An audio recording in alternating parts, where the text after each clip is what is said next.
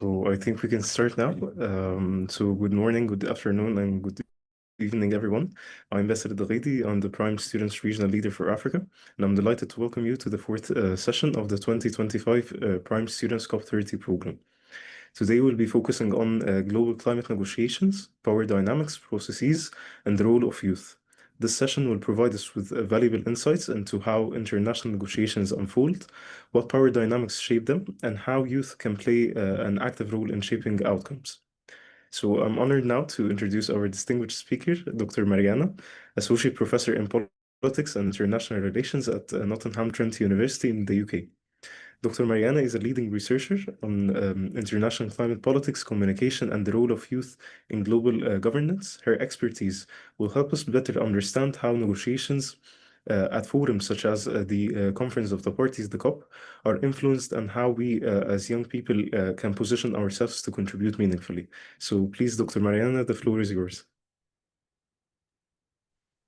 Thank you so much for the introduction, and thank you for inviting me to be here and to talk to you, even though virtually and mostly probably through the chat function. But it's absolutely fascinating to know that so many young leaders are joining us today. So yes, let me just start sharing my presentation, and I will keep talking. Sorry, I'll just set up my screens as we practiced. Okay, so I'll just mention that if it looks like I'm looking somewhere away, it's just because I have two screens and my presentation is different and my camera is here, so I might be looking a little bit strangely here. Yes, I'm a political scientist. I'm based at Nottingham Trent University in the UK, United Kingdom. And I've been studying research in climate change politics for quite some time now. And my sort of political expertise is within the political science. Yes, I look at the climate politics, I look at the global negotiation process, but more specifically, I also work with so-called difficult countries or difficult regimes.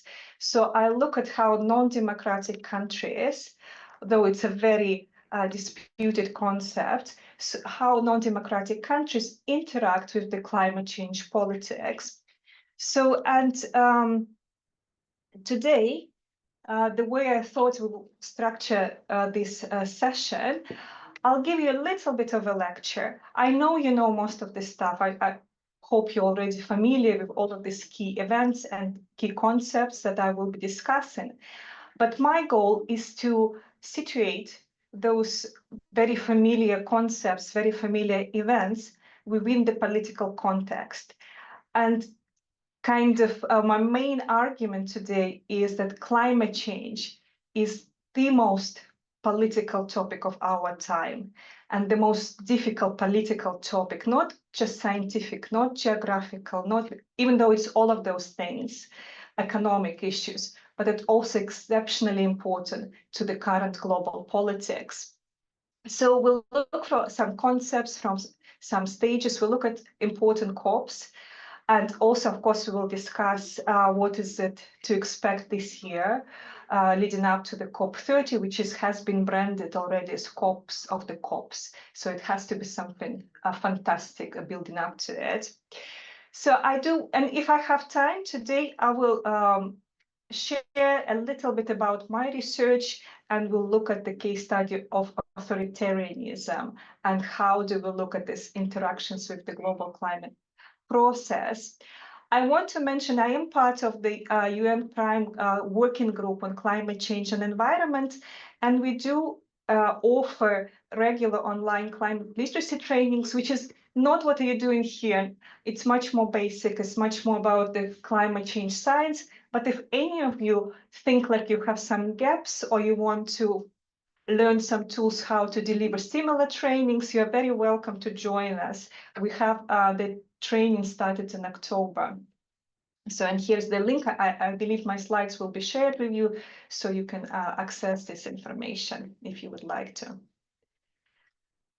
So to begin with, I'm going to ask you a question, but please don't raise your hand at this point, just respond in the chat. A very simplistic question.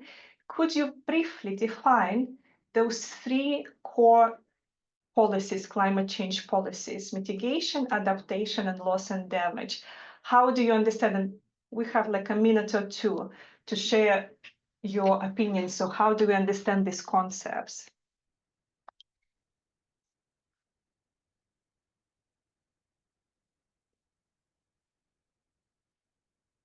So if we can put in the chat your ideas.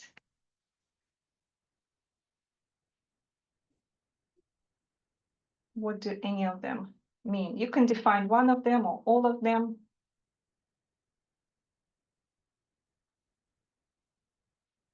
Okay, here we come. So start seeing some answers. Mitigation, reduction of effects, control from worst, ensuring preventive measures before occurrence. Okay, we're getting there closer. Minimizing impact. What about adaptation? Means to manage quickly. I need to read faster now. So many of you. So yeah, adaptation is learning to live with the reality. I like this one. Okay, what about loss and damage? Let's switch to loss and damage. How do we define this one?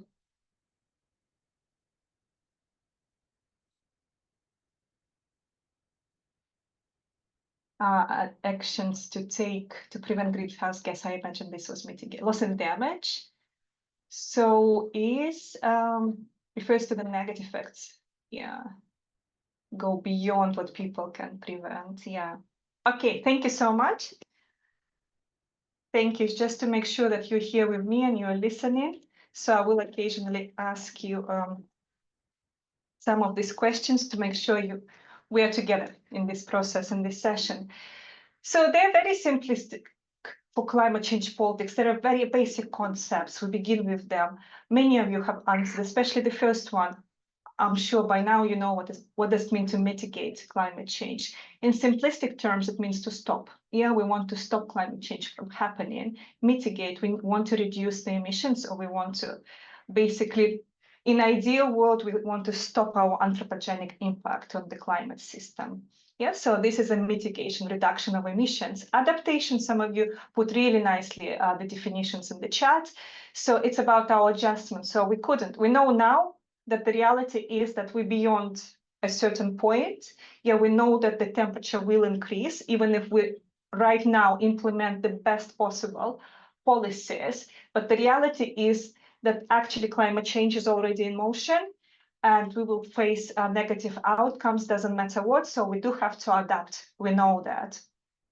And the last one, the most depressing one, and the most recent policy, which is now last few years gaining some traction, it's loss and damage. It's basically us admitting the defeat that, yes, we are unable to mitigate fast enough, but we also, it seems like our adaptation measures, they are not coping in some instances. Yeah, some countries, they're not able, due to the complex political reasons, economic reasons, they're unable to adapt fast enough.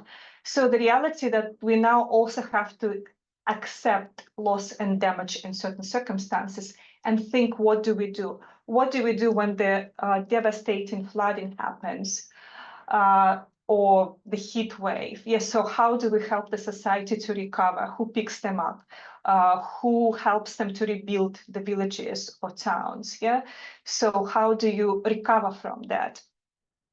So, but these were simple questions, the definitions. And now I'm going to trick you here. I'm going to ask you a very political question. Which one do you think is matters the most? Which one of them do you suggest is the most important?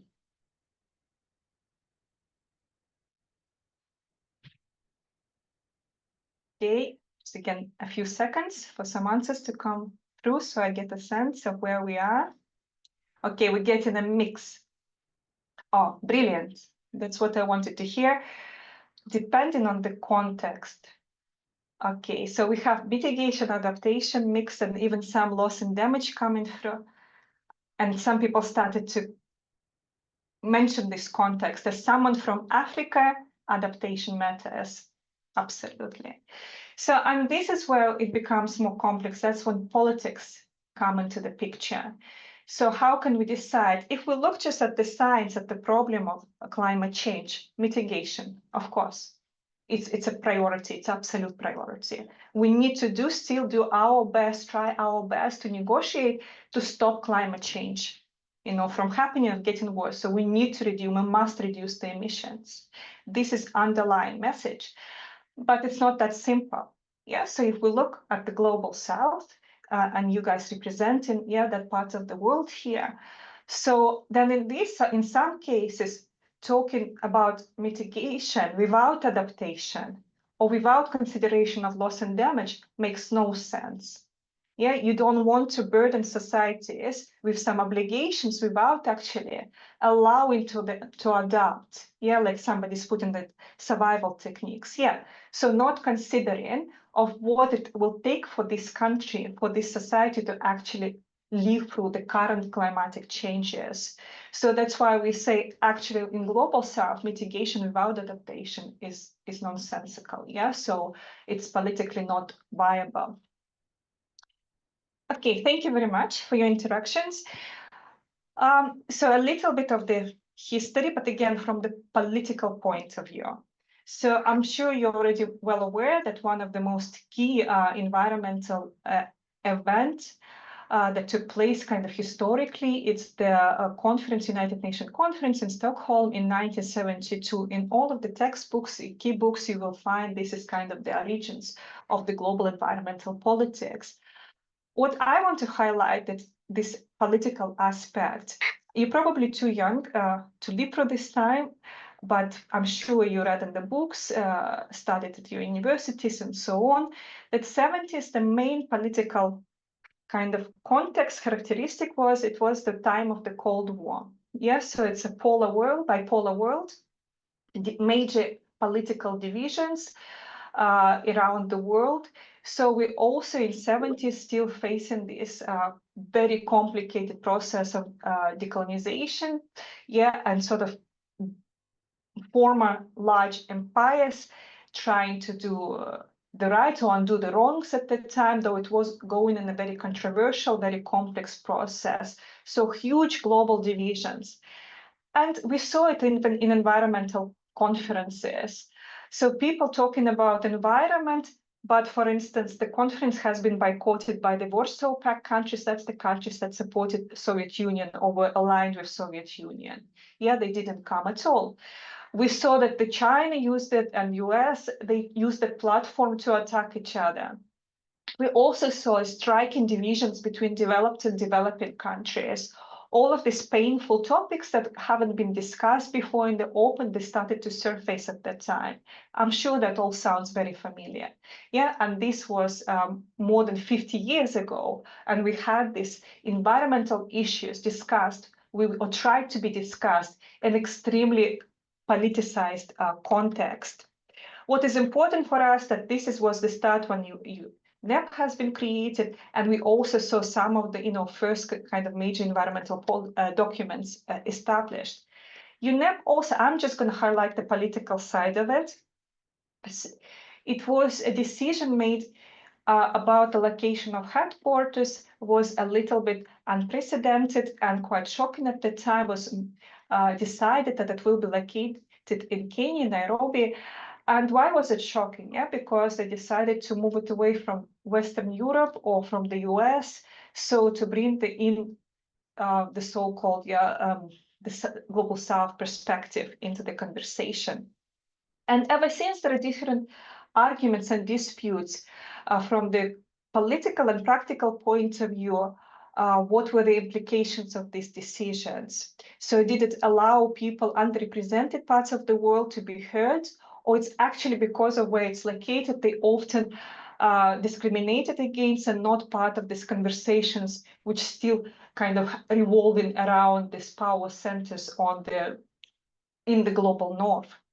So you see even simple, what looks like simple decisions of where to locate your base can actually have a significant political implications for decades.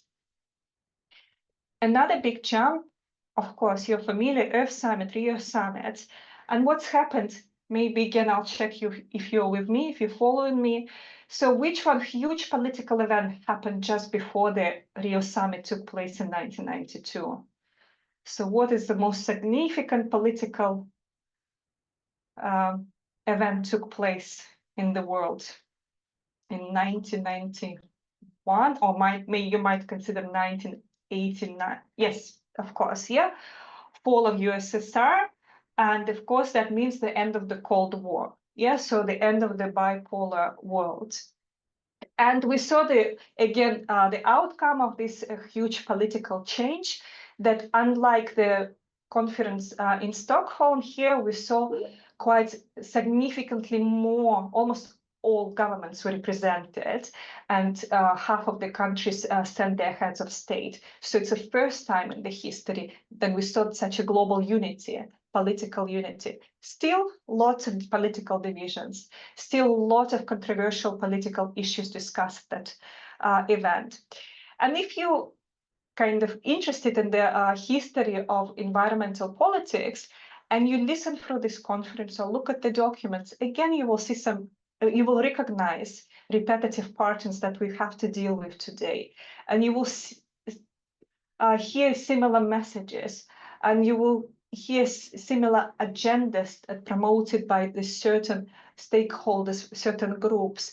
Even at that time, the group of the very bright teenagers were presenting and speaking of the role of the youth. Yeah, so it by far, of course, didn't start with Greta. Yeah, the youth movements have a very long history. So in there we saw, of course, young people, 12-year-olds, coming to the conference and talking about their future, and talking about how politicians destroy their future and how they're scared about their future, what is going to happen to them. Now those teenagers, of course, my age and older, and we have new generation of young people sending the same messages at these political events. So as you probably already know, we have major documents accepted, signed at the Rio conference in 1992. And for us here today is important, what is important is a convention on global on climate change. Also, at the same time, we saw the establishment of IPCC, the Intergovernmental Panel on Climate Change, scientific body, but a big political step. So the foundation of IPCC is that we have representations there from all around the world. So all of you present here in your countries, it's almost 90% certainty you will have a scientist that will be a scientific lobby, which will be feeding information directly or indirectly to the IPCC. So, or they will be somebody will be working within your region, within your areas, that will be collecting information, feeding to the IPCC reports. To the day we had 6 reports, and I do recommend you to read them. I mean, they're very complicated and there are very technical parts of it, but they always produce nice summaries for policymakers and for the general public.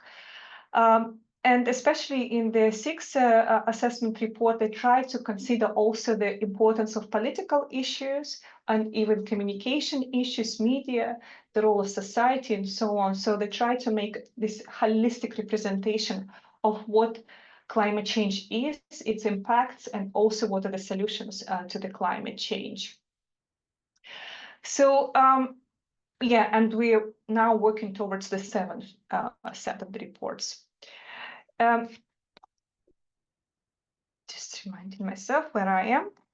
Okay, as you know, global environmental change, full of abbreviations, which you know will, I'm sure by the end of this course, this training, will know by heart. So in the next huge political step is happening at the same time as the establishment of the UNFCCC. So this is United Nations framework to this convention, which was signed in Rio in 1992. So this is kind of like operational body, which allows that in this international environmental treaty to go ahead, and it allows kind of this the countries to work on the convention and to cooperate. So they headquarters located in Germany, so going back to the Western Europe now, and we will discuss some key agreements again from the political point of view. What is important that whilst IPCC collects scientific reports, so the climatologists from around the world, geographers, and even social scientists like myself feed, towards the IPCC reports. For the UNFCCC, they collect information from the governments. So this is your national communication reports. Again, majority of the governments that you represent, majority of the countries that you represent will be submitting some forms of the national communication report to the UNFCCC. Some of them are absolutely enormous. They're very comprehensive. Some of them are a little bit more technical, not simplified, but sort of to the point, So, and some countries tend to include associated problems as well and how the climate change affects them. So they take it quite broad, those reports. So I provided here the link just as an example to the British report, but of course I recommend that you look at yours, what your countries are submitting to UNFCCC. So our Convention on Climate Change, which established this whole process of the global climate politics, or formalized the process of the global climate politics. And basically that's the starting point of the COPs, one of the main topic of our discussion today. So as you know, the COPs is a conference of parties to this convention. So that's what we're doing now every year. And the ultimate objective, of course, is to going back to the question mitigation, adaptation, loss and damage. But originally, of course, that the ultimate objective of the Convention of Climate Change was to mitigate it, to kind of stabilize or prevent the damaging greenhouse gases entering the atmosphere.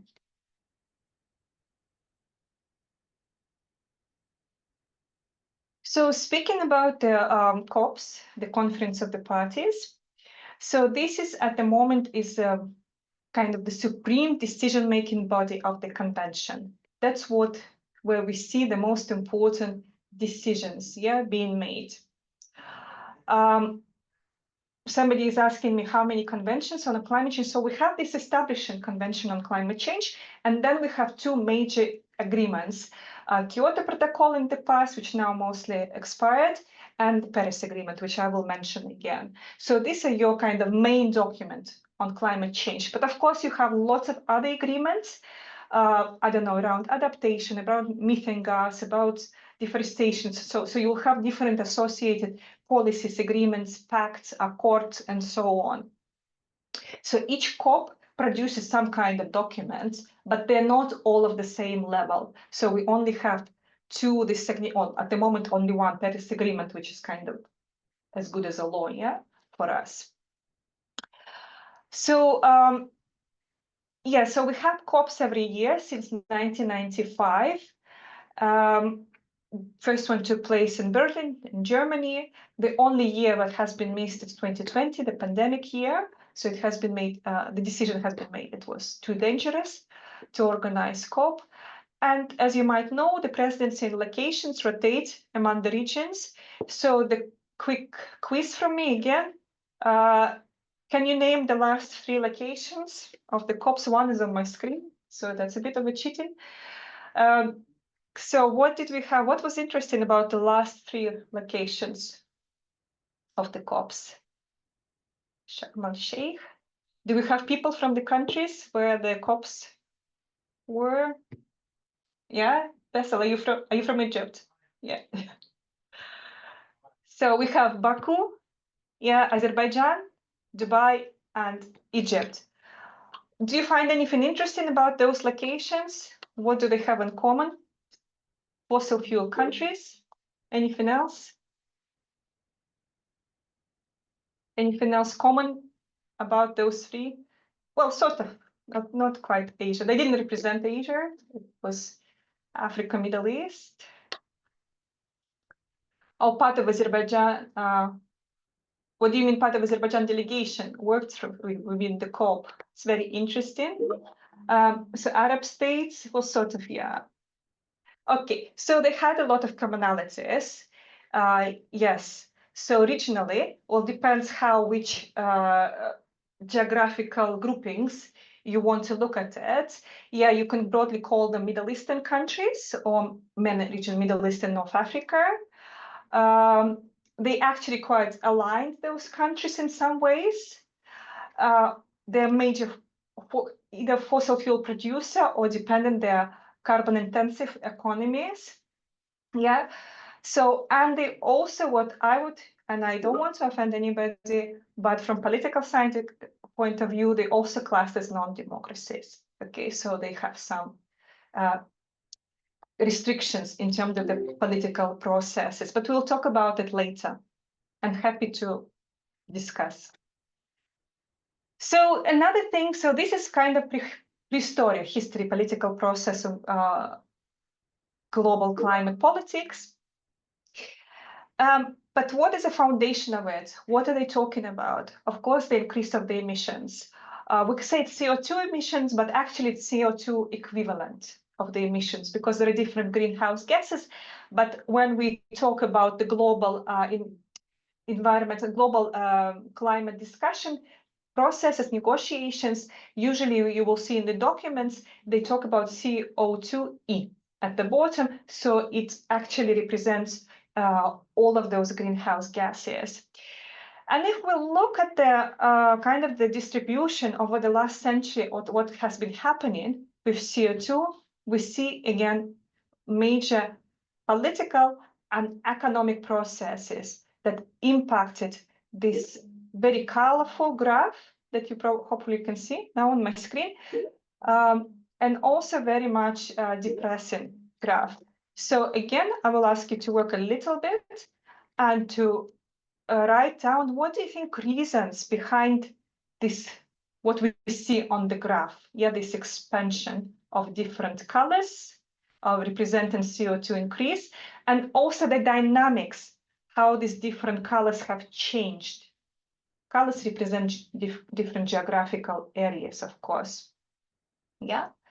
So if you could just share your ideas, what do you think impacted this dynamic of the CO2 emissions over the last century? So I'll give you a few seconds to type up your answers.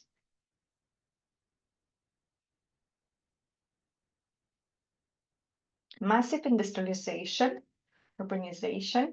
What has allowed that industrialization? Human activities, types of it. Industrialization of emerging economies.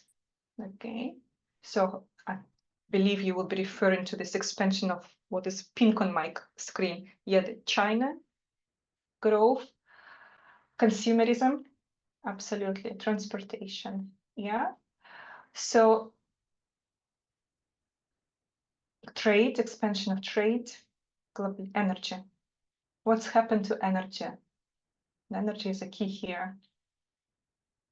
Dependency on fossil fuel, population explosion, absolutely. So we actually have, I mean, there are different complex processes here, but if we want to simplify it, the two key reasons behind what we see is a huge jump in the population. There are more of us because of the scientific discoveries, because of the progress in medicine. We live longer, we live better, even though many countries still struggling, but on average globally, we live better. And we also, fortunately and unfortunately, mostly unfortunately, have managed to discover access to cheap fuel, yeah, fossil fuel, to fuel those processes, to fuel our consumerism, to fuel this industrialization process. So yeah, and this is, we have this absolutely exponential growth of CO2 emissions. And we also, because of the way the global politics dynamics have evolved over the last century, we also, some of you have mentioned, we see how these patterns have changed. If at the start of the century, It's mostly were global north, so-called, United States of America and Western Europe.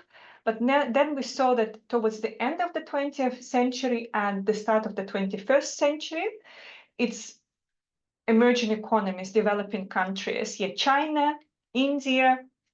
Then we, of course, saw Brazil, and so on. So, and even within Europe, we saw also the expansion of the Eastern Europe. So we changed the dynamics. We saw this change of dynamics where the emissions are coming from. And some of those explanations behind the change of dynamics you have mentioned as well. Globalizations, the center of our productions have moved around. So how we consume and how we produce those things that we consume has changed throughout the last century. I am talking about it because this is year after year, decade after decade, there's still a foundation of all of the disagreements behind the global climate negotiations. Who polluted, why polluted, for how long? So what are the historical pollution in our record versus the contemporary one?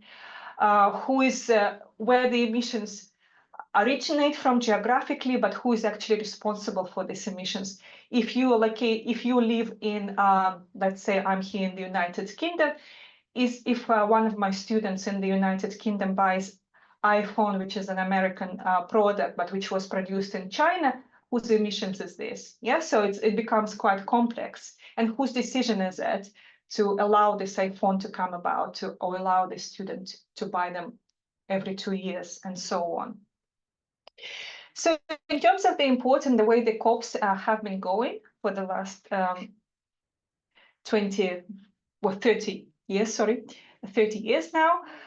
So the one of the kind of not the first one, the first important one took place in 1997 in Kyoto, Japan, because that's where the Kyoto Protocol comes from. So Kyoto Protocol is the first legal agreement where the countries officially committed, some countries committed to start reducing their emissions, or even some of those commitments were actually not about reductions, but maintaining emissions, or not to increase them by far. Each country which had to commit, they had different goals at that time. Again, a huge political event. 191 countries signed, ratified protocol, and you would think, wow, that's a success. It's unbelievable agreement, global agreements. And it looks so beautiful to see such a global unity. Yes, but there's the big condition came into that. So the condition of the Kyoto Protocol was it would come into force only if at least 55 countries sign it, which was easy enough. But they also had to be responsible for at least 55% of the global emissions. And that number could be only reached if the major emitters committed to reducing the emissions. And at the time, it basically had only two options to bring a protocol into the force: United States of America and Russia. United States of America withdrew from the Kyoto Protocol. They signed, or didn't withdraw, they signed but did not ratify. So, and then there was the only one country which was able to bring it into force. It was Russian Federation. And as you could see, again, on this slide, those of you who pay attention to details, you would notice there's a strange detail here. So the Kyoto Protocol was introduced in 1997. It came into force in 2005. Yes, international legal agreements, they take time to come into force. This one took a lot of time because it took ages between US not making up their mind and then stepping aside. Then it was a big political negotiative process for, at that time, European Union trying to convince Russia to sign the protocol and ratify it. Russia in 90s and early 2000 had very little concern for climate change and had much more interested in its economic stability and its political stability. And Russia is also one of the major fossil fuel producers and exporters in the world. So forget about climate change. The negotiation actually took a very different turn. So Russia was promised support enter the WTO, World Trade Organization, and also was promised some investment and so on. So it was about climate, but not really. So the way the negotiations were taking place, they were trying to convince Russia to sign that protocol, but promising a very different political and economic outcomes. And again, you will see this type of dynamics quite often in the climate negotiation process, where the people who take part in it actually forget that it's about climate and what is the goal of those negotiations.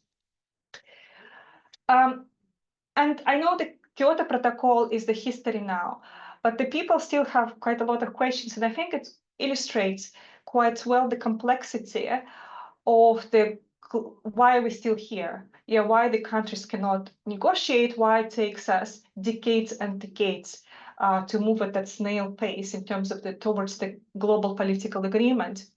So if you look at this graph, which is out of date in a sense now, but it gives you a very good historical perspective of how these negotiations were taking place. So the Kyoto Protocol, the basis of it is only the Annex 1 parties had commitments. So we talked about developed countries. But also they all established a baseline year of 1990. So that meant that they would measure their increases or the drops in the emissions, whatever they had at that year, whatever their country measured at that particular year.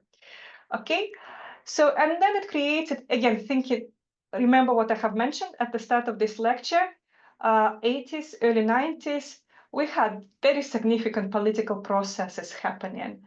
And also at the global level, we also had a very different economic dynamics happening at the time. So to give you two examples, for instance, China, which was not committing under the Kyoto Protocol, didn't have commitments. And to begin with, its emissions in 1990 were relatively modest, especially consider the size of the country. They were quite modest, but then they skyrocketed. Yeah, they went sharply up, the emissions. United States, it was very high. Yeah, America, they were leading. They were by far, in the 1990. That's why they were hesitant. That's why they didn't want to ratify Kyoto Protocol, because for them, it actually meant significant economic changes. And if you look at the example of Russia, this is very interesting because actually in 1990, those of you who are history people, and you answered to me very quickly what happened in 1991. So in 1990, we still had Soviet Union. So in 1991, we got Russia. Soviet Union was a major kind of economic political power with an extremely polluting economy, polluting industry. It was going full on, full speed, polluting, emitting. Russia in 90s entered a major economic recession. So emissions dropped drastically. So they say the GDP in 90s in Russia dropped an equivalent to the country in the wartime, even though Russia technically was not at the time in a war state. So for Russia to ratify Kyoto Protocol actually didn't mean any changes because its emission dropped anyway. For US to ratify Kyoto Protocol, it meant they actually have to do something. And for China, at the time, there was no discussion to ratify Kyoto Protocol and then try to curb the emissions. At that point, it was just unthinkable. It was extremely complicated. So thank you for the positive feedback, by the way. I'm keep glancing through the chat. And if there are some immediate questions, I will pick them up. But the big questions we will leave to the end. So that's why when you look at the evaluation of what was Kyoto Protocol a success or a disaster, it's like you can see, is a glass half full or half empty? How do you evaluate it? On one side, so Kyoto Protocol, if you're optimist, and I really try to be, because climate change is a very depressing topic, so I try to find positive where I can. So on the positive side, it was already a success that countries decided to commit to something and that they will manage to have this legally binding agreement to begin with. So that was good. Also, if you look at the emissions of the Annex 1 countries, So technically, that they dropped those emissions. So if you just don't look at the details, you will say, oh, the Kyoto Protocol succeeded because we saw a decline of the emissions among the countries that committed. But then what they say, devil is in details. So if you look at these graphs on my screen, produced by Guardian, so if you, the countries that in red color, I know it's quite a small writing, but at the top of this, the right hand, the graph with the red color, that's the countries which actually failed, they increased emissions. And at the bottom, the blue color, it's the countries that reduced emissions. And the thing is that, as you can see, the top, it's your Western Europe. And the bottom, it's the Eastern Europe.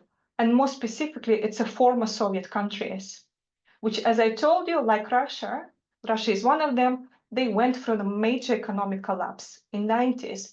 So the emission cuts was involuntary. Okay, so they didn't actually commit to any significant climate policies.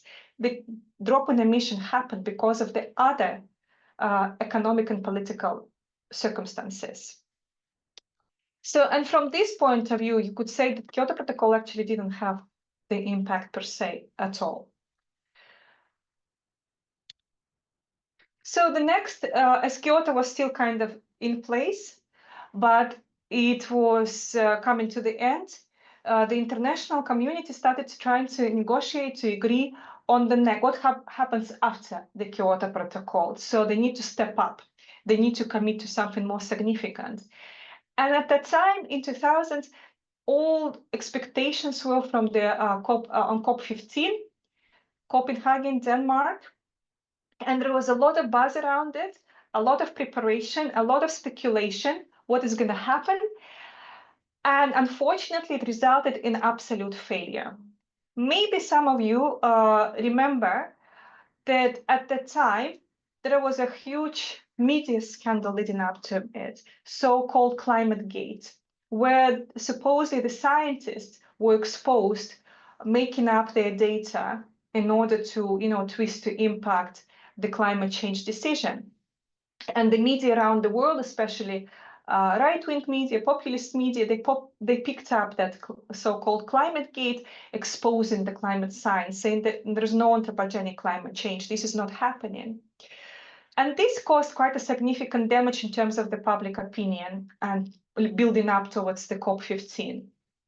And the interesting thing, and again, that's a very political story and very iconic example in the climate politics, because of course, after so-called this kind of expose, the climate scientists were exposed, their respective institutions have investigated the matter properly. And there was absolutely the confirmed independent commission was, issued the statement that the scientists haven't done anything wrong. They haven't twisted any data, they didn't make up anything, so they did not compromise climate science at all. So the communication was taken out of context, misinterpreted. But this conclusion was only known by the few people who follow up the story, and it only became known after the COP took place. So what the general public remembers is that scientists messed up, that scientists are evil. Yes, so they're making up data. So, and that's the impression. So the damage was significant and damage was quite lasting. So always when you see that type of activity happening in the media, always be suspicious. Always think, what is the actual long-term impact of this type of communication, and where is it coming from? Who is interested in supporting this media campaign? So that was a disaster. So then the next big thing was the Paris conference. And at that time, there are a lot of actually positive dynamics were happening, again, politically speaking, in the global politics. In the US, we had the Obama administration, whether you liked him or not, but he was quite strong on the climate change policies. So he had quite personally invested in this, and his administration was also quite strong on supporting climate-related policies. And what they actually did, which was also a very significant development, that prior to the COP, they had a bilateral meeting between US and China to come to the agreement, because it was apparent, even though we need global agreements, global conferences, but actually we need the key players, the key polluters to negotiate. And at the moment, it's China and the US. Yeah, they're absolutely driving the emissions, the global emissions. And they came somehow to agreement discussing a reduction emissions. So at that time, it was a big political step. There also was a positive dynamic. There's a role of youth, the role of public opinion. So that's where we saw this massive climate marches, the people protests around the world. In some countries, they look different. In some countries, they were on a smaller scale, especially countries where civil society is repressed. But still, we saw something. We saw some activity around the world. And Paris is considered to be one of the success stories. And they also, everybody praises the renowned French diplomats, that they're quite good at negotiating and, kind of dealing with these very complex issues. So the Paris Agreement has been reached, which it was a huge step. And why was it a huge step at the time? Because it was, in its nature, it was very different to Kyoto. It got rid of this annex structure. It said that we all in it. Yeah, absolutely every single country, whether it's Egypt, whether it's Russia, whether it's China, we're all responsible for climate change one way or another, and we're all affected by the climate change. So each country should determine what are they going to do, how are they going to contribute to the climate mitigation efforts. And that's where the NDCs come from. So each country now needs to submit the nationally determined contribution. So at the national level, they determine what makes sense for them to cut, and what can they commit and how they will achieve it. Every 5 years, they're supposed to renew those contributions. And you obviously know that the Paris Agreement also stated that we're trying to set the temperature increase within 2 degrees and aim for 1.5 if possible, to keep it under 1.5. So this is about equity, and it's about common but differentiated responsibility principle. So that was a significant step. Time is escaping me, and I still want to talk to you a little bit more. So very quickly, I will just highlight what has been happening in the last few years. So at the COP26, which was actually here in the UK, in Glasgow, and I was lucky to be there, and it was luckily I didn't need to travel far to get there. So COP26 was an interesting one. Still, we were fighting pandemic. We still were recovering from pandemic at the time. So it was a very strange mood. People were trying to concern protecting themselves. There were still discussions whether we should have a COP, whether it's safe enough, and so on. So it was an interesting experience, because already climate COPs are very interesting. Those of you who mentioned that they've been at the Baku COP, last year, would confirm. So you have also been there? Yeah, so you would confirm, like, it's a strange atmosphere reality. It's like a country within a country, right? Like you live by the laws and environment kind of the United Nations, UNFCCC. You kind of forget even where you are, in a sense, whilst when you're inside the COP. So in Glasgow, it was even stranger, because people were also, you had to, test yourself every day. You need to, COVID test, and you mask, and you need to protect, and people still were thinking how the COVID affected them and how the country's recovering from COVID. And here you need to carry on talking about climate change at the same time. So in Glasgow, the first time when they decided to move forward with the major political step of moving away from the coal, well, actually, not just from the coal, fossil fuel, phasing out fossil fuel. And maybe some of you remember, there was a very dramatic event, again, lots of political drama at that time, when the COP presidents at the time, the British team, they were almost able to announce that they were able to commit countries to phasing out fossil fuel. Yeah. And in the last few minutes, or not minutes, of course, the last few moments, Indian and Chinese delegations intervened, and they had to change the wording, phasing out to phasing down. So when I talk to my colleagues from other countries, not the English, speaking countries, and they said, actually, some activists, I talked to, and they say, to be honest, in our language, this linguistic doesn't even make sense. Like it doesn't even translate into anything different. You have one for phasing out, for phasing down. There's one term for it. But of course, English is the language of the whole negotiation, and that had a huge implications in the sense that because phasing down, you're just reducing, phasing out, you're getting rid of it. So it had a huge political power behind these linguistic choices. So, but they saw it as a progress, and at least they decided to put the fossil fuel on the agenda. And that's where the loss and damage fund has been introduced as well in COP26, and then discussed at COP27, and the huge progress on deforestation was also made there. Negative, the agreements that they reached, even on deforestation or the methane reductions, they were not legally binding. They're one of those kind of pacts, agreements to do it, to kind of commit in spirit in a sense, but they were not legally binding. And countries were still behind updating their pledges. And that, I'll tell you in a minute, is still the case. It's still the problem. And also the huge problem to this date that it became obvious at COP26 and then COP27 in Egypt that there was still inadequate financing available for the global south. So the global south was still very much unhappy what the developed countries are committing themselves to.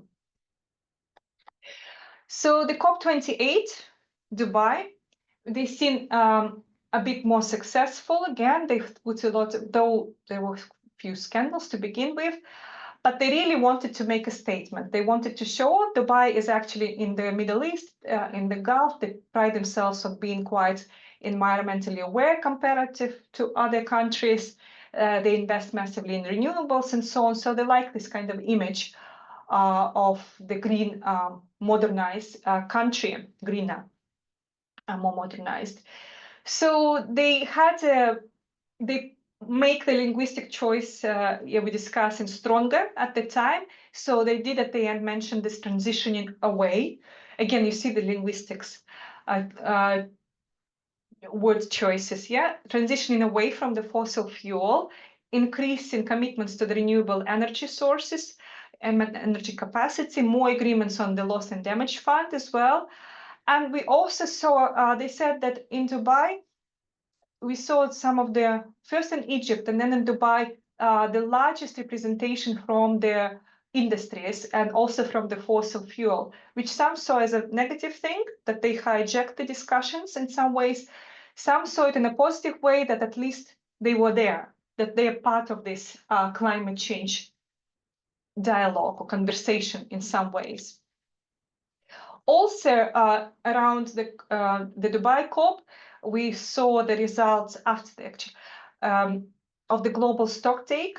What it means, it's the exercise which was introduced in the Paris Agreement, but it took a while to implement it and to see the first phase to be submitted. It's basically the global inventory. So the countries, all countries need to report what have they done? Like what is their situation with their emissions? Are they reducing? Are they increasing? And the point is that they're doing this inventory, and that this serves as a foundation for their next commitments. So then they have to make the informed decision. So what is it they're actually doing with themselves, with their mitigation policies? So in Dubai, the negative side of it, that they still saw it as kind of, it was rather polished, and there is a little bit of performance politics done there. And the activists and civil society groups saw that actually there was quite a lot of hypocrisy, and in some ways that record number of the fossil fuel lobbyists, they hijacked the agenda and diluted the agenda. And also there was a controversy around the COP presidency. The COP president at the time, he started the, which was unfortunate from the PR point of view, started the conference saying that there is no science behind the anthropogenic climate change or behind, mitigation efforts, which then they changed, they kind of rephrased it, but it was not a great way to lead the conversation on the global climate politics. They last the Baku, people who've been there and who represent Azerbaijan. So actually, COP29 was always seen as a sort of holding COP because of building up to the Brazil. So there were no high expectations. Everybody was kind of slowing a little bit at the time and not rushing to make any decisions for various reasons. But one significant outcome positive that the new financial goal was agreed on, $300 billion a year the developed countries committed to raising finance to support Global South. There was a spotlight on adaptation. And also I'm not going to talk about it because I know you had a session on Article 6.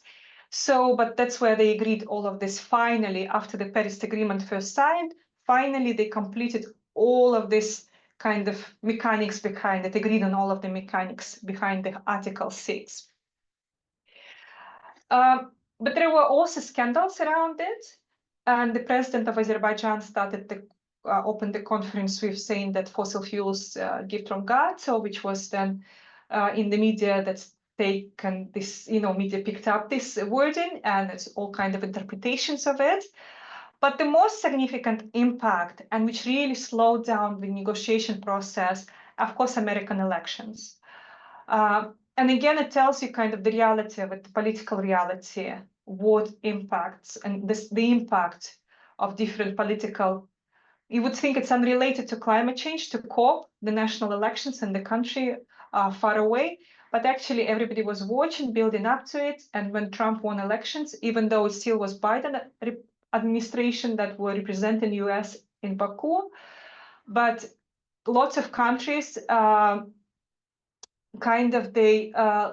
of countries, they were holding on and they knew what Trump's position was. They knew that Trump promised that if he wins, they're leaving the Paris Agreement again. He already did it in his first presidency, so he said he will do it again. So the countries were a bit careful. What are they committing to? And what does it mean for them? And also that financial goal, you can, again, glass half full, half empty. Some say, they agreed on this 300 billion. Good. It's a step up from 100 billion. But then glass half empty, the developing countries and least developed countries were hoping for a much bigger figure. And they say realistically, for them to implement all of the mitigation efforts and adaptation efforts, they need significantly more and immediately. Yes, so that the timing is crucial in terms of the climate finance. COP30, what to expect? They call it COPs of the COPs, they're building up to it. So, but we already know there's some controversy around it. So it is Brazil. And I don't know if we have participants here from Brazil. So there is, obviously, it's also a complicated country with the complicated political leadership, with the very complicated polluting economy. And also, it's not just there, it's an Amazon rainforest. Some say, it's good. It's a spotlight on indigenous population, a spotlight on biodiversity. Rainforest is a huge, important resource that we have in terms of the climate change mitigation efforts. But someday, what are we doing? We're bringing thousands, 50,000 people, delegates to the location, which is not meant to, have this many people there. What is going to happen to the local environment? So there is this thing. But there is also, they said, okay, so what is expected? It's expected that they will be pushing adaptation policy forward. So finances, but still all the eyes on the finances, on the money. Yeah? So what is happening there? But what is more important, they said that hopefully now we will enter the implementation stage. So we've been talking for 30 years, agreeing, finalizing everything, wording, linguistic choices. When do we start implement things? Yeah, so and on a huge scale, when we will actually catch up with all of those commitments. And the last thing I'll mention here on the COPs is that countries were supposed to submit the new NDCs. They were supposed to do it by the last, I think, January, February. And I was just checking before this session, the percentage of the countries that updated their commitments is still absolutely minor. So the countries are so far behind of stepping up and committing to the new mitigation goals. And of course, US did withdraw from the Paris Agreement. In January, I think they signed it, but it takes 1 year to ratify. So technically, they're still part of the Paris Agreement, but everybody would be known in November that they're about to leave. Yes, so what does it mean then for the global climate politics? What does it mean for the American emissions? But also America used to be a major contributor of the aid and the climate change finances as well. So what does it mean for all the financial mechanisms? And this is another very important political and economic issue that we are dealing with here. So what is it? One of the questions when I had a chat with Basil, he said one of the things would be good to cover is to kind of reflect on the COPs itself as a platform. Some of you have been there, and I'm sure you appreciate the experience. Some of you might go there at some point as the COP moves around.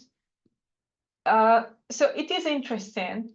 And if you're, for the political scientists, it's eye-opening for people who work with climate change. It's fascinating to be there. I'm not going to lie to you. It just makes things so much more real, and you start understanding them much better when you're part of that process. But it also, what it does to you when you go there, you understand the whole complexity. Because in the media and the TV, when COPs are about, we see only heads of states and their kind of programmed statements, announcements, and they hijack the whole attention. Yeah, so it's about those famous, is Biden going to attend it? Well, no chance, Trump. So is there this political leader, that political leader, whatever, who is going to say what? So, but then when you're there, you realize that they're just a fraction. Yeah, that this is just opening of the opening paragraph. And there is so much, these 1,000 candidates or the 1,000 delegates, sorry, not candidates, delegates that go to the COPs. They have lots of important roles, and it's such a complex process. So one part is negotiation, but you also have your activists there. You also have your scientists, your academics there that inform process, that exchange information. You also have your private, stakeholders that exchange technology, that exchange practices. They make deals in a good way. Yeah, that they make connections, build connections, share good practices. It's also a huge media event. It attracts attention. And there's so many journalists among this number, which is good, a positive thing. So because for journalists, lots of media workers, they need to first learn about climate change and how complex it is, and then also find the ways to cover it in an engaging way. So it's a very complicated structure, and it's quite a fascinating event. And sometimes what happens there, some kind of, we call it spillover effect, spillover events that might not directly related to the climate change, but maybe they help the regional integration, yeah, or maybe they help human rights issues in this area, or they they allow different civil groups, activist groups to get together. That's the only way for them to talk in a safe, protected environment. So there are different kind of, in some way, I noticed, yeah, unintended outcomes of the COPs, of the climate process. And the huge question which I always receive, and I don't even know if I have a good answer or an answer to it. So are COPs important? Should we cancel COPs? Should we stop COPs? Yeah, they produce emissions. That's people flying. There's no denying to it that thousands of people flying there, traveling all kind of ways. And when the leaders of the world come, they just don't come. Like Biden doesn't just go there. I don't know why I'm stuck on Biden. Sorry. So he doesn't just arrive. He needs to. There is hundreds of people come with him. The security personnel, aides, I don't know, cooks. So I don't know, medical support. So it's a big number of people who need to come with the state leader for them to attend the event. So there's always this controversy, and the state leaders come on private jets, that they bring their vehicles with them as well. So there's a huge carbon footprint of the COPs. But like I said, because it's a complex, so this is negative, and maybe we should say, yeah, let's stop them. Like they don't, and they're so slow, we can never come to any kind of significant agreement at once. It's like always a drop in the ocean. But at the same time, like for the reasons I just explained to you, I do think that they're still important because of and to me, I think those first 2 days of the heads of the states actually not as significant as everything else. If somebody like you going there and meeting with the same, activist like yourself or the young academics or researcher or scientists. So I think there is still significant value in it. But what we think we need to remember is that COPs, even if you think they're important, but it's not all climate politics. It's just what we see. Yeah, it's like an opening paragraph. The climate bureaucrats, civil servants work all year round. Activists work all year round, scientists. So the climate politics negotiation process happening non-stop. It's just during the COPs, it kind of it gives it a push. It activates some of the agreements and it gives it visibility. But there is so much work happening behind the scene. Yeah, the people back in their countries or in other different platforms. So, and I think this is really important for us to keep in mind. Also, what is important to keep in mind? We keep talking. Emissions don't care; they keep increasing.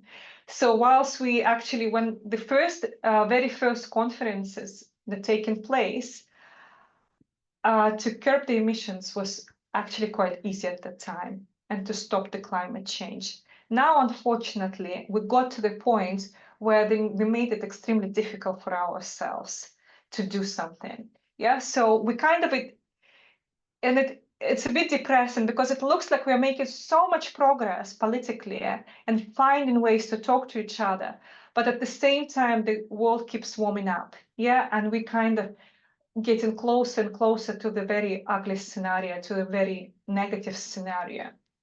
So that's me, a lot of talking. Now, how many minutes I have left, Basil, so I can adjust my You have, Professor, 15 minutes.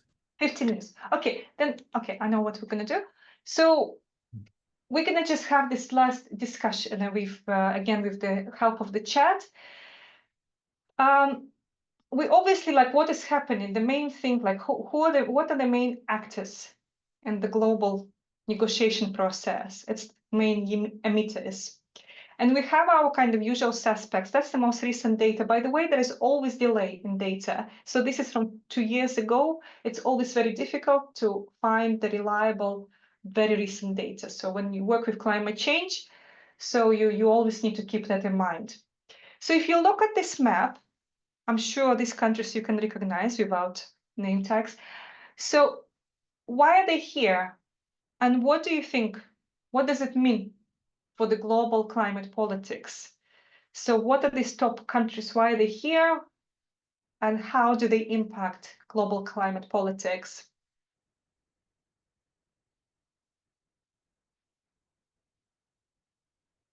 So let's have a few seconds again for you to provide your opinions.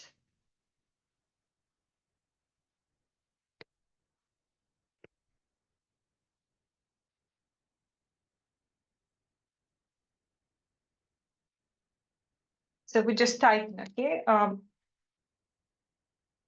So what countries do we see?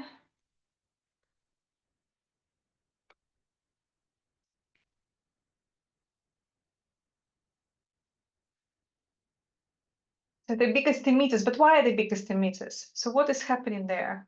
So what impacts their huge emissions? They have monopoly, majority. So they have a decision-making power, right? Middle East, Western Europe. You have Western Europe. So this is the countries where you have numbers. Yeah, they're the top ones. So largest producers. We have fossil fuel producers. So if we talk about Russia, Iran, yeah, heavy fossil fuel producers, Australia. Population, huge population. Markets, China, yeah, India, they're massive countries as well. So that impacts. And others, high consumers. So we're actually naming different categories. Some of them are producers, fossil fuel producers, exporters. Some of them have huge population, massive one. Some of them, US, Australia, they're consumers. Yeah, so they have extremely polluting lifestyles. So, and this is what impacts, yeah, their emission, which is a very complex thing because fossil fuel producers, exporters, but who are they producing? Who buys their fossil fuel? The one that manufacture things, produce things, but who are they manufacturing them for? Yeah, so how these dynamics play out. What if we change this statistics or this view of the carbon emissions? So this is the overall emitters. And when we talk about the climate change negotiations, that's where our attention is at. And it's even just kind of the top three of them, to be honest. Like at the moment, it's US, China, India is absolutely like dominating the agenda. What are they going to be doing? Yeah, with their emissions. What if we swap it?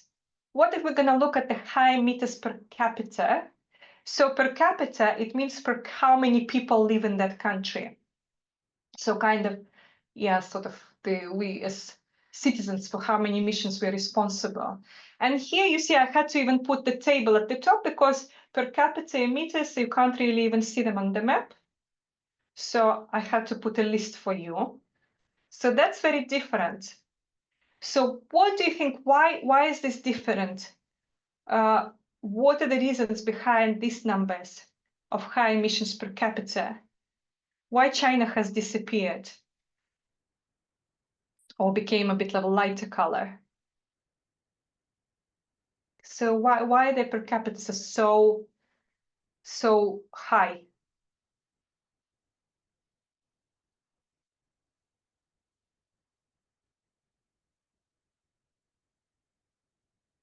People in China don't have carbon footprint. Yeah, less density. Okay. Yeah, they have smaller population, different levels of consumerism. Consumerism is back here again.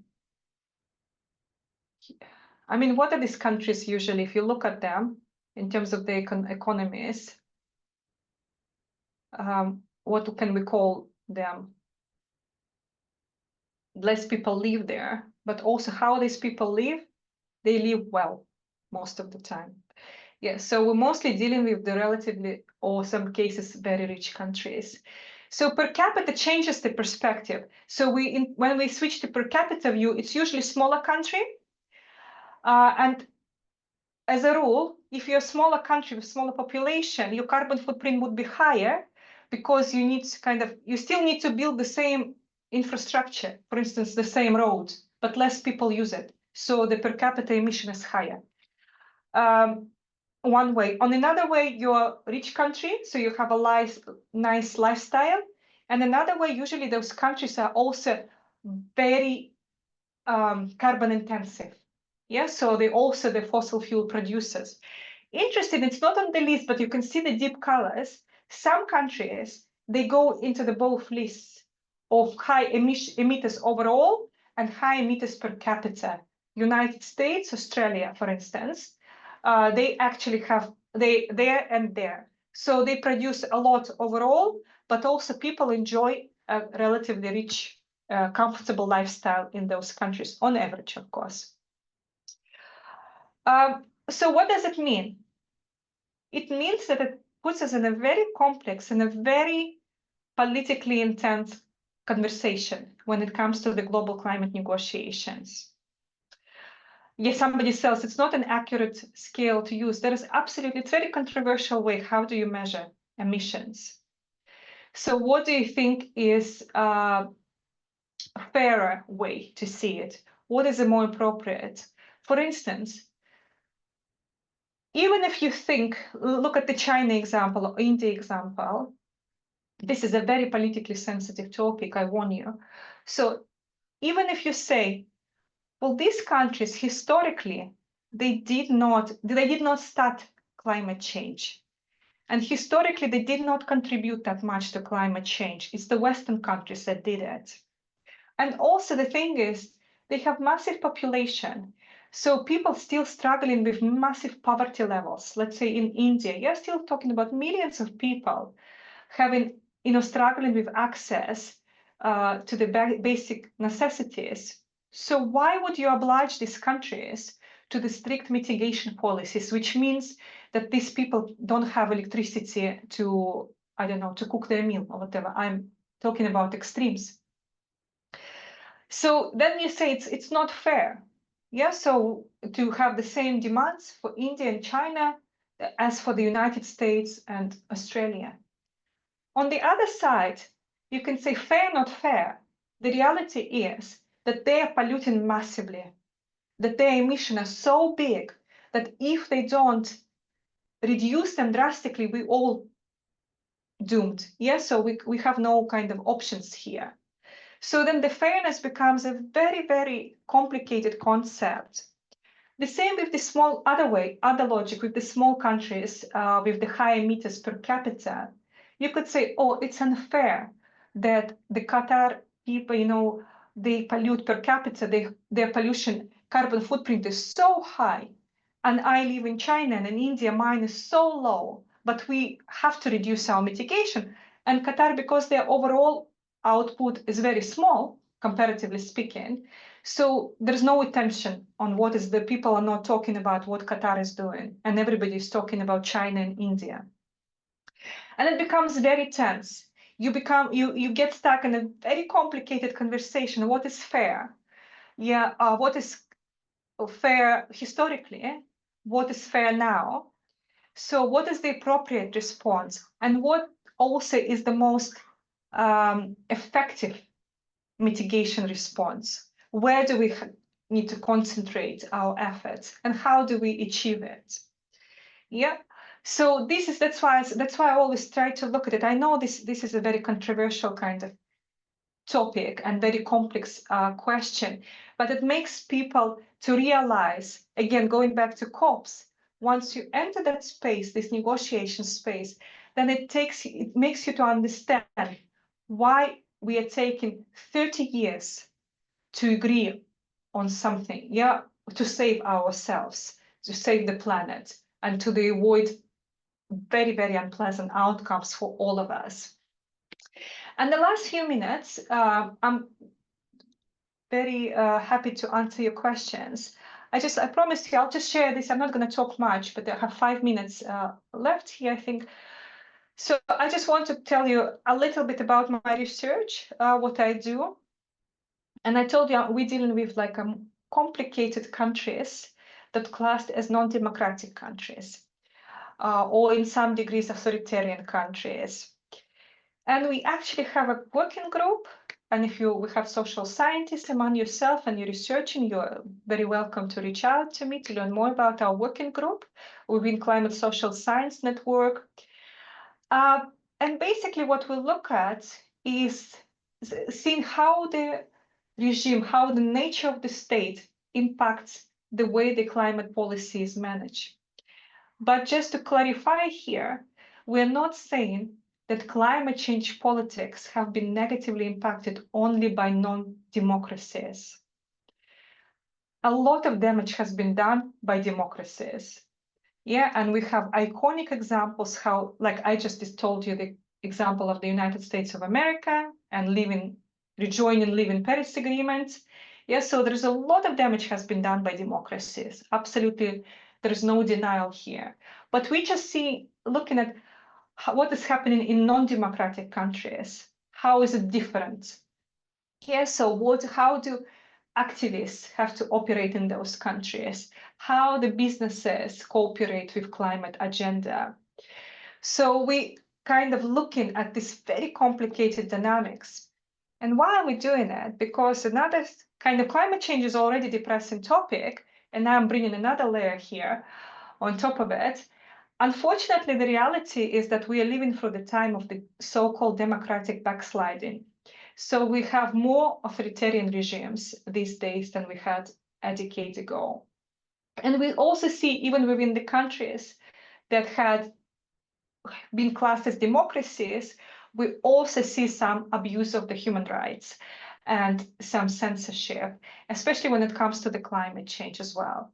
So we see some restrictions, the way the topics is discussed, approached. And this is not a controversy about the upcoming COP30, like what is happening with the activists in the area, how protected, how safe they are, how freely they can talk about the climate change issues.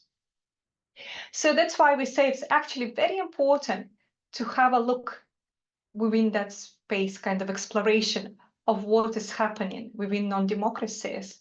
And also, we, of course, if we look at the major polluters, as we just looked at the screen, where the emissions are coming from overall or per capita, it's non-democratic regimes. They can have different statuses, whether authoritarian, communist countries, monarchies, and so on. So they're different political structures. So these countries, they're very important in climate change politics. To make matters worse, some of these countries are involved in the military conflicts. So then what happens when you have a non-democratic country, or the country which class democratic but has a rather problematic government, and that government is issuing a military offense? Yes, so either invade another country or suppressing people within its territory. So what happens then? How much attention? How can you talk about climate change? How can you talk with that partner within the COPs, for instance? How do you discuss? How do you allow them to attend the conferences? Do you make agreements with those countries? What about the country which is suffering from the military conflict? Or a country which is being invaded or has a civil unrest?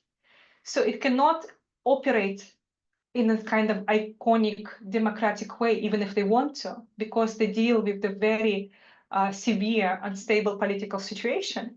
So how then you deal with the climate politics in these very stressful circumstances? And of course, yeah,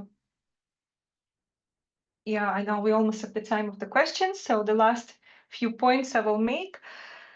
So we have, not this point, and I gave you already some examples in the last presidencies where we saw some controversial statements coming from the leaders that actually then kind of straight away made a wrong impression of what COP is going to be looking like. Yeah, how the negotiations will be going through. And the last thing is probably what I'm going to be saying here. Why is it also important to see how non-democracies interact with climate change? Because for those of you who are not political scientists, the problem with non-democratic regimes, they're severely invested to the regime's survival. All governments want to stay in power as long as possible, democracies and non-democracies, but non-democracies, it's often a matter of life and death. So the authoritarian leader needs to stay as long as possible, or wants to stay as long as possible in power. So it's important for them to ensure regime stability. And what is foundation for that regime stability? For fossil fuel exports, it's actually generating income from selling fossil fuel, which allows the regime to keep people happy in simplistic terms. But for some other countries, also non-democratic, actually climate change is threatening their existence. So for them, regime stability means adapting to climate change, which is investing heavily into climate change negotiations, which is a very different approach. For some countries, it could be both, like the Gulf is a very good example, because they're very heavily invested in selling fossil fuels because they generate a lot of income, but also it's becoming a very hot place to live. To some extent, it becomes almost impossible to exist in some part of the Gulf. So they also very much invested in the stopping climate change or reducing, the impact of climate change on their countries. And that creates a very complicated situation. I'm going to stop here. You will have my slides and you will kind of get the idea of the other points, which I haven't covered today. But I know we have another brilliant speaker as well, and then some Q&A time. Thank you so I much, Prof. to stop Yeah, sharing. oh, thank you so much, Professor Mariana. It's really an insightful presentation and it's really informative. I'm now pleased to introduce our youth speaker, Mr. Karim Ayman. Mr. Karim is the Vice President of the Youth for Sustainable Development Organization at the British University in Egypt, and also a political science student. The Youth for Sustainable Development Club has won the PGS Sustainability Award for 2 years, and Karim will be talking more about their work and also their accomplishments throughout the years. Please, Karim, the floor is. Okay. Hi, everyone. Thank you, first, Basil, for this beautiful introduction. As Basil said, my name is Karim Ayman. I'm the Vice President of Club YSD. Um, and I will first talk a little bit about our club, the club that I represented it, YSD. First of all, the Youth for Sustainable Development is is an academic club that officially established in 2020, sorry. The idea for the YSD was oriented from Prime, the UN Global, the partnership of the UN Global Compact. We read a lot about the Prime, and we start to think that we should do a club like this that was initiated first with an event in 2018 under the supervision of the Ministry of Economy and Planning in our country, Egypt, that took place at the university. So uh, our goal is to apply the SDGs between youth and children communities through organized participated and held multiple sessions in regards to spreading awareness sessions on the sustainable development and projects to tackle the SDGs related sessions. And I will give you some activities or projects or sessions that we do. First of all is the COP 27 and COP 28 and COP 29. There was simulations that happened in our universities for these three COPs, and we were co-organizing this as a part of it, as writing reports and moderating sessions for it. And we have members that participated in the COP 27 and COP 29 in Sharm el-Sheikh and in Azerbaijan. I was one of them that attend COP 27 in Sharm el-Sheikh. So another activity was quality education and climate action. We make a kind of public and private school visits for awareness sessions and workshops on sustainable development and climate change. And we do also some sessions in winter camp and induction week at the BUE. Also, we do some climate action.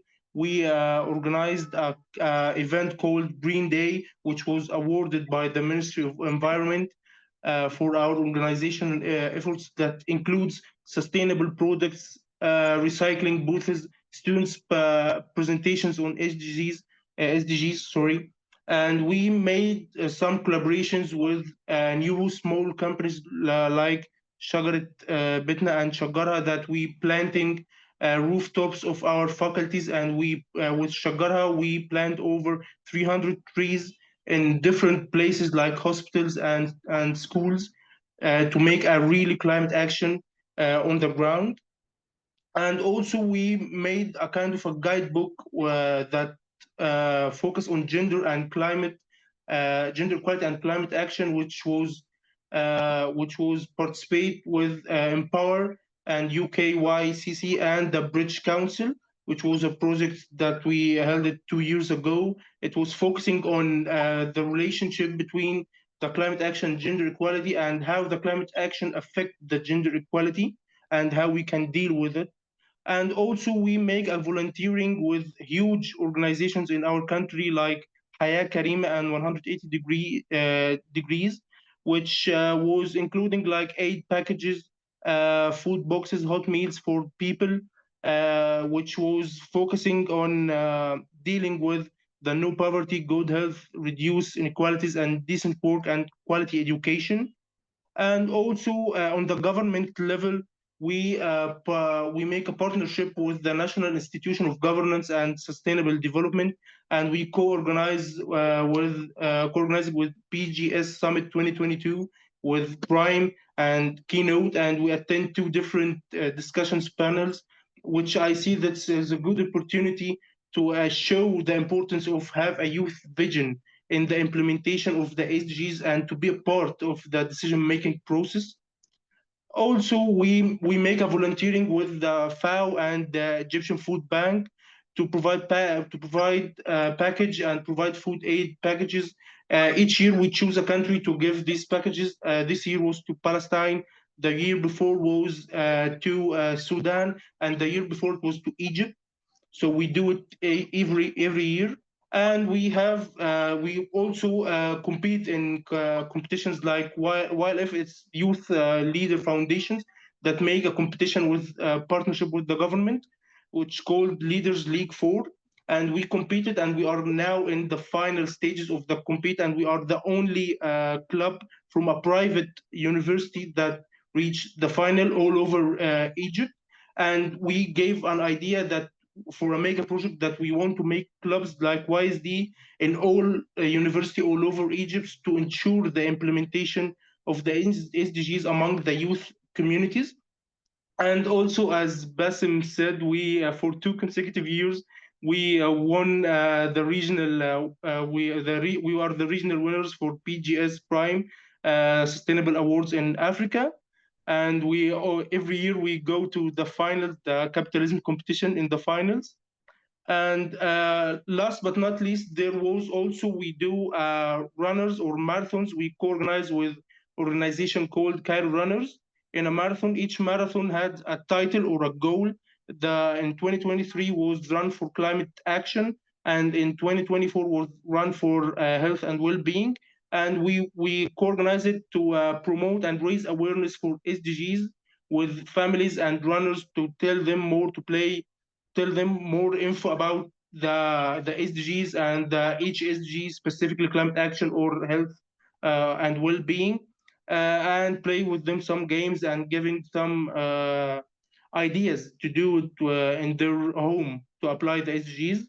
And finally, I'm just make it quick. I just want to say, yeah, our vision to uh, is just to raise a new generation of children and youth that have social and environmental awareness, because in future these youth and children will promote positive changes on local and global level, that is in the direction to sustainable development in the future. So I just want to say that my message is that you should not wait. And we know that, as Dr. Said it, that there's some negotiations issues between the countries in the COP and these high level conferences, but we just not have to we don't have to wait until we get the ideas from our countries. We can start by ourselves, at least with the small scale, at least with your family, with your relatives, with your neighborhood, with your friends in university or schools. You'll read and learn and listen to some, attend these conferences. You can learn something, and you just not wait, just learn it and just wait and say, I hope my country do this. No, you just have to start by yourself. You just go by yourself. So as I said, you should start it and don't wait for someone to tell you. And every place for you, every place that you stay or go is opportunity to apply what you learn. So thank you for this little time. I didn't take long. Thank you, Basil, and thank you everyone for listening to me. Thank you so much, Karim, for this very insightful and inspiring presentation. We now open the floor for questions. Please write your questions in the chat or raise your hand. I'll be reading out your questions and also inviting you to the panel.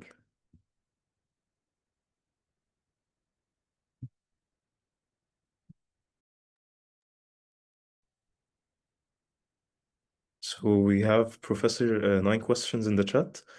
I can read out the first question. So yeah, the first question is, why include Africa when discussing the causes, knowing that Africa does not have a considerable impact on change? Okay.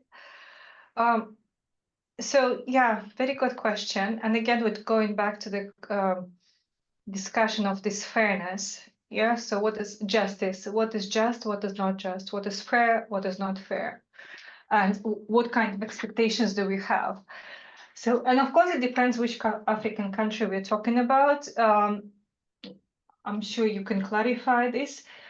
So we can, because in Africa, we also can have South Africa, we can have Nigeria, which are very polluting economies, which are very,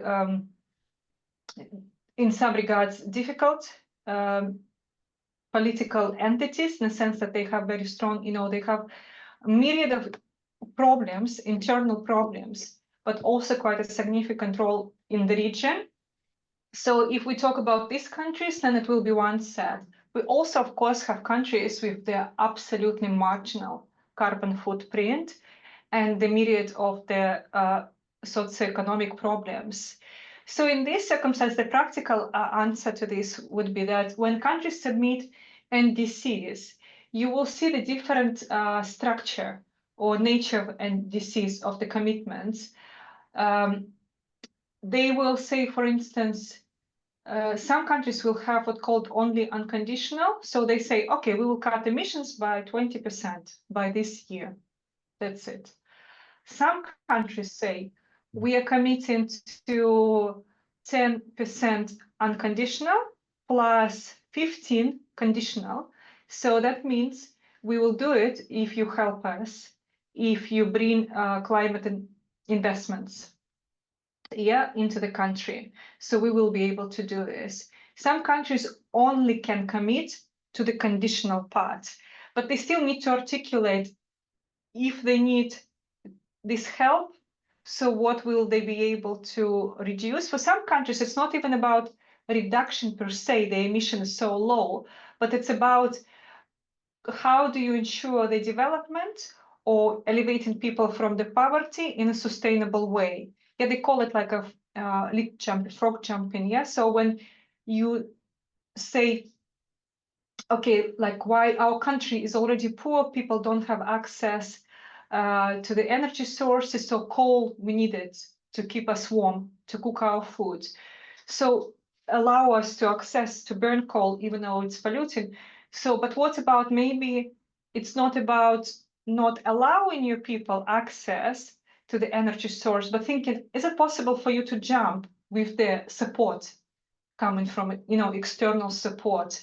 Can you miss this stage of using coal and go, let's say, to gas? Or can you skip the whole fossil fuel and actually renewables are a better option for you? Again, with the reasonable investments allowing to it. But as I mentioned at the start, remember my very kind of simple questions when we define in adaptation mitigation. And I said, yeah, what is more important? So in some countries, and that definitely, quite a few countries from the global south, you cannot ask for mitigation without adaptation. But adaptation at also, I'm not talking about adaptation just in an infrastructural way, that you adapt in your roads or your buildings, but it's also about social adaptation, that you invest in a society to be more stable, more secure, more, educated, and so on. So yeah, but it's definitely, it's not one kind of approach to all of these different countries. Thank you, Professor. I'll now promote Karim to be part of the panel to ask his question.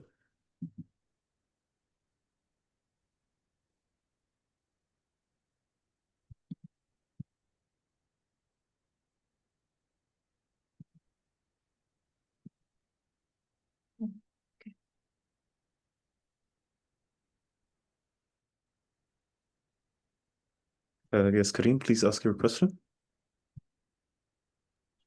Me? I didn't say anything. If it's with me, We have two I don't Karims know. here. Karim's now. I don't know. A nice name. Okay, until Karim opens his mic, we can have another question from Abdul Karim. A Okay. third Karim. Okay, please. Thank you very much for giving the opportunity to ask a question. And is I audible? My voice is clear? Yes, Abdul. Okay.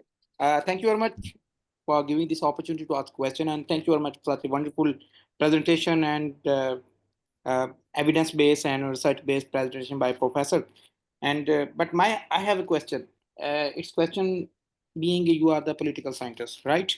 My question is that is it possible? Can we bond all the universe, all the country in the globe, especially on Earth planet, to follow or obey the rules which we are make, particularly for the sake of climate?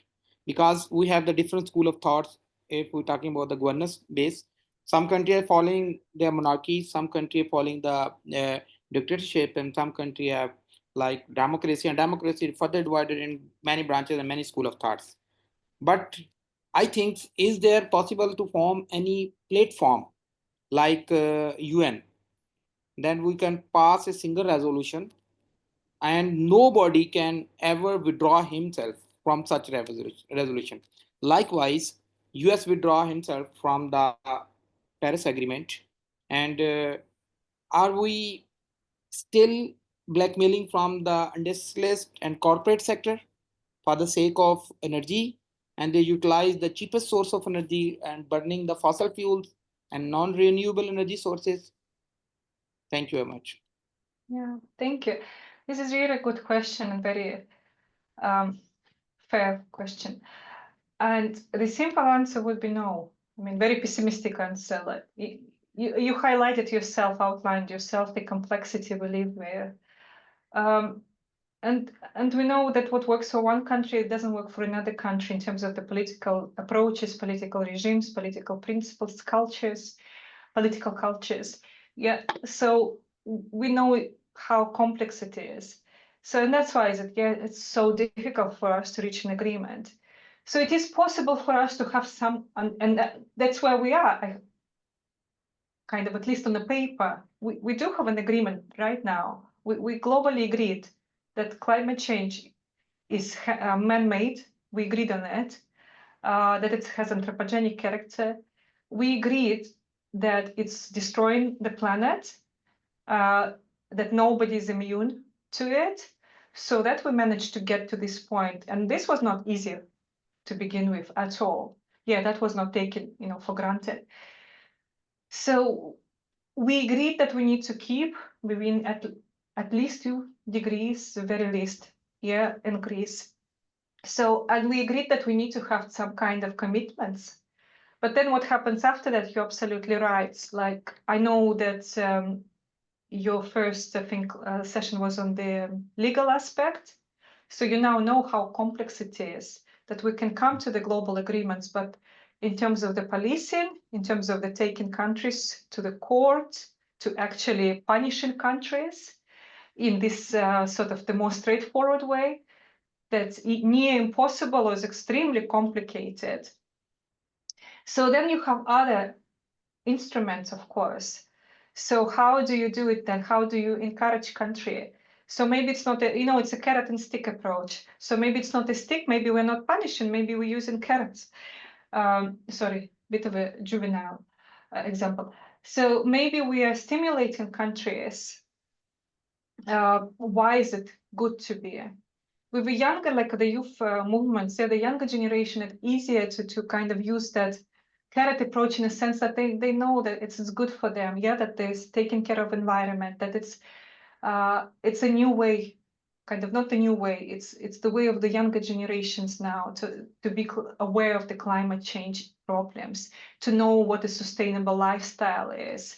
So they kind of it drives them, that motivation. So you can do it. You can have economic initiatives, of course, there as well. So you can sort of either, again, punish countries by introducing sanctions. And we use that instrument when we punish countries for initiating wars or abusing human rights. So potentially, we could use this sanctions regime in terms of the climate change compliance. There is no things like that just yet, but there is other regulations, for instance, like carbon border adjustment mechanism that the EU is trying to implement. That's also, in a sense, punishment. It's kind of, you're trying to bring countries, make countries to behave without actually, in a sense, policing them. Yeah, so you're saying, okay, you want to trade with us, you have to play by our rules. If you don't do it, you lose your income. And some may say that's not fair as well. Or how about poor countries and so on? So that's also not an easy process. So it's a very complicated question, and I have a very kind of layered answer as well. And I'm sure it's not a complete answer, but I think that's why we need to be inventive. And you guys, as the younger generation, and people who are getting into it, younger scholars, activists, you need to think, use this multitude of approaches, thinking there's never going to be one perfect agreement and everybody would be following it. So what are these different, like Karim was saying in his speech, advocating, saying, well, we should not wait, if your government is not behaving, what can you do? So how can you act? What are the other ways to ensure that we mitigate? Bringing in the American example again, for instance, many said that actually, yes, the Trump impact on the climate politics is negative, of course, you cannot deny it. But at the same time, they have so many positive initiatives already locked in their business practices, the way some of the states operate at the the regional level. So actually some dynamics he cannot impact, or he cannot impact that quick. So they will take time to be disassembled. So so I think the overall message is we need to be creative. I want to add one thing. Like we are Pakistani. Pakistan is the lower riparian part if we're talking about the Himalayan range, right? Himalayan range is upside of the Indian side. And nowadays, due to climate change, the massive glaciers melted and the water came into our riverside. And ultimately, being a lower riparian area in Pakistan, the India could not stop it as they are upper riparian. And we have it's rough estimated nowadays, we have losses 1.2 million acre crops, especially rice and sugarcane, and we have infrastructure losses, we have the livestock losses. If something happened like that, then who is responsible? Who is the culprit? Which country is responsible for all such? And who will pay the all damages and all losses that we are beat like that? Especially we are not burning fossil fuel because we are not under scarcity.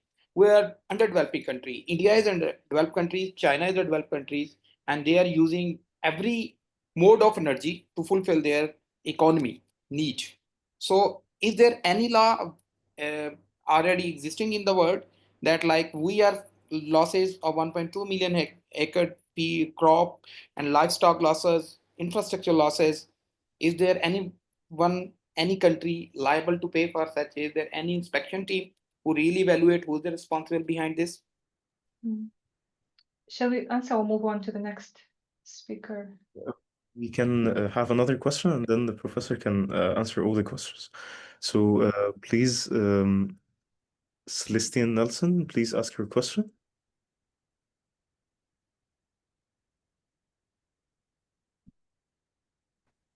All right, good evening, everyone. And thank you very much, Doctor, for that awesome presentation. It's a very wonderful one. Please, a quick one. So I was going through the slide. I discovered that the only time Russia recorded a low emission activity was when they had that huge recession, and we saw that great impact on the carbon to CO2 emission.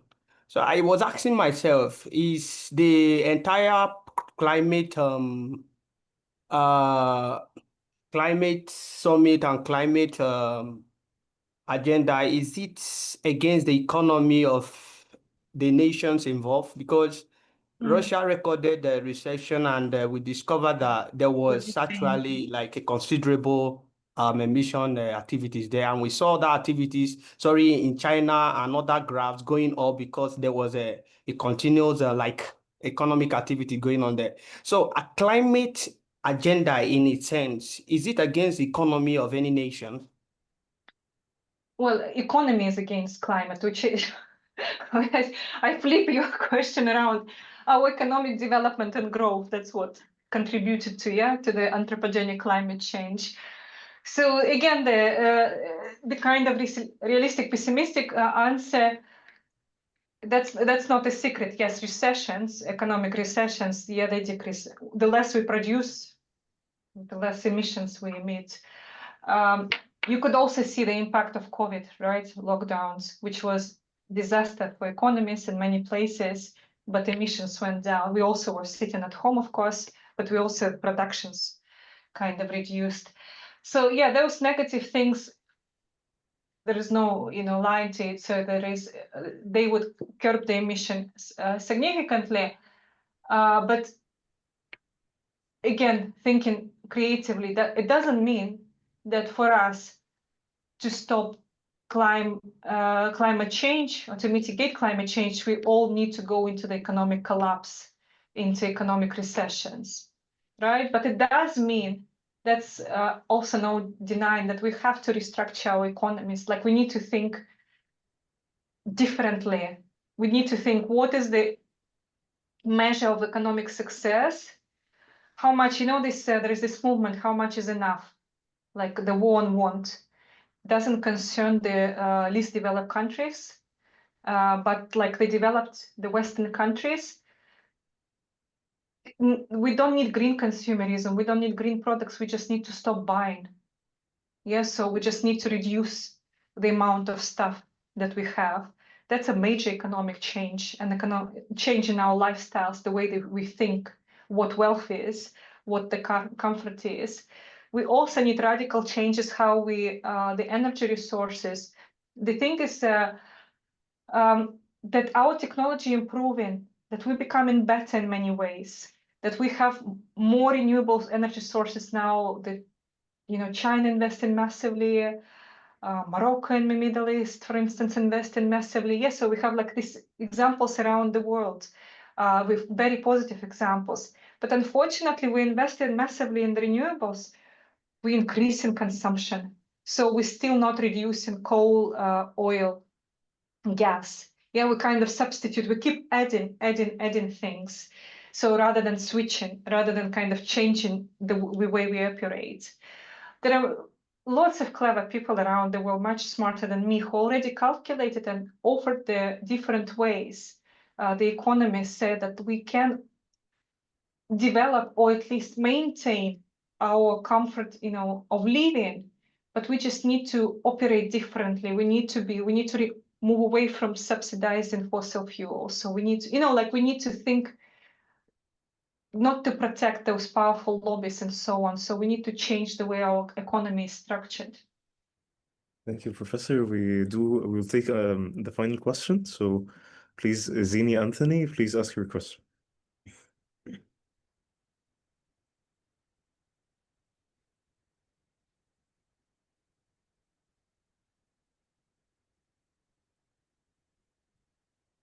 Okay, we can take another question. We have a question from Lamin Sideep.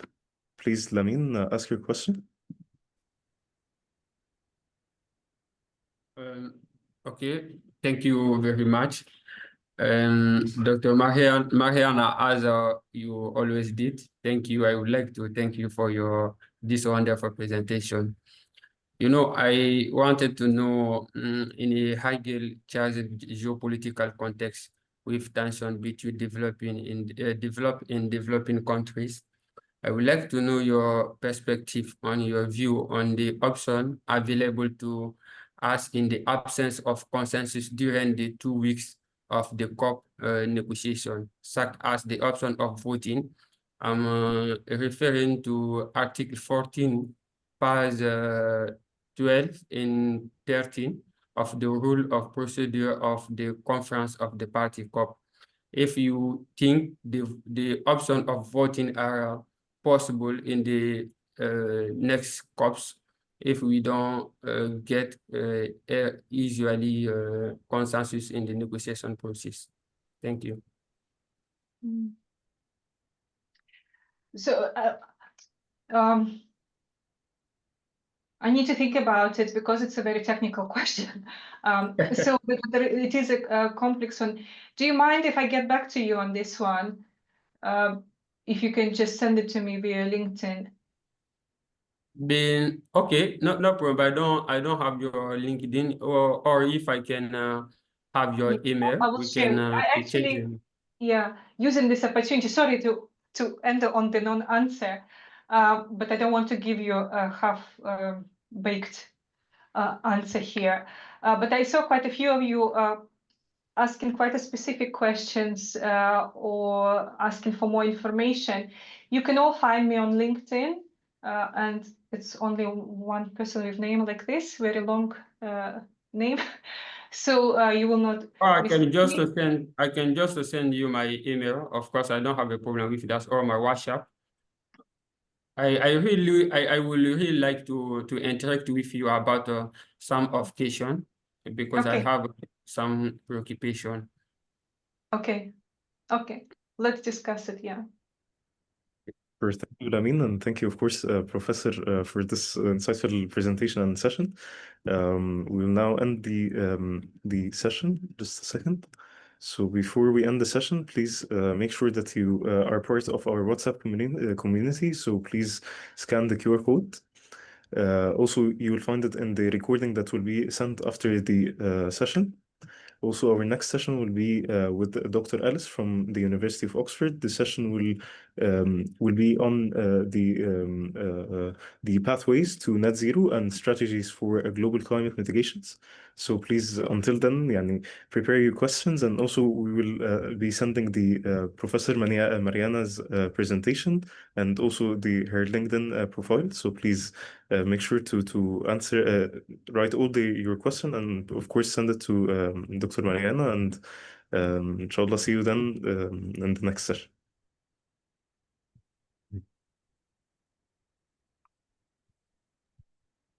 Bye, everyone. Good luck with your training. Thank you, Dr. Mariana, and thank you, Karim. Thank you. Bye bye.